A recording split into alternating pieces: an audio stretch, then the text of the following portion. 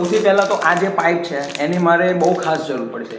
કારણ કે હું જે ફિનાઇલ બનાવીશ એ કોઈ મોટું ડોલ હશે કાં તો 5 લીટરનું મોટું ગેલન્યું હશે એની અંદર બનાવીશ. તો એને મારે પાછું જે બોટલ છે એટલે કે ગેલન્યું છે કે નાની 1 લીટરની બોટલ છે તો એની અંદર ભરવા માટે શું કરીશ, તો ડબલાએ તો જો રેડવું હશે તો બધું ઢોળાઈ જશે અને મારે એવું થઈ ગયેલું છે કે ખાસું બધું ઢોળાઈ ગયેલું છે. તો આ જે પાઇપ છે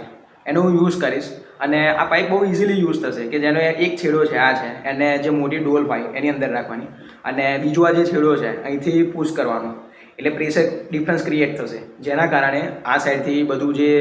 ફિનાઇલ છે એટલે કે લિક્વિડ એ પાઇપની અંદર એન્ટર થશે. પછી આ નળ છે એને બંધ રાખવાનો, જુઓ આવી રીતના બંધ, અને એને પુશ કરી એટલે બધું અહીં આગળ આવી ગયું. પછી આ નળને જો હું ખોલવાનો ચાલુ કરીશ એટલે એક ધારું જે લિક્વિડ છે એ ચાલુ થઈ જશે, જે બોટલની અંદર કે ગેલનની અંદર ભરવું છે એમાં આવી જશે. તો મિત્રો આપણે જોઈએ હવે એનું પ્રેક્ટિકલ પણ તમને બતાવીશ કે કેવી રીતના યુઝ થાય છે અને શું થાય છે. તો ચલો હવે હું ચાલુ કરું છું મેન્યુફેક્ચરિંગ, તો તમને એ બધું વિડીયોમાં હું બતાવીશ અને એની ઇન્ફોર્મેશન પણ સારી એવી આપતો રહીશ.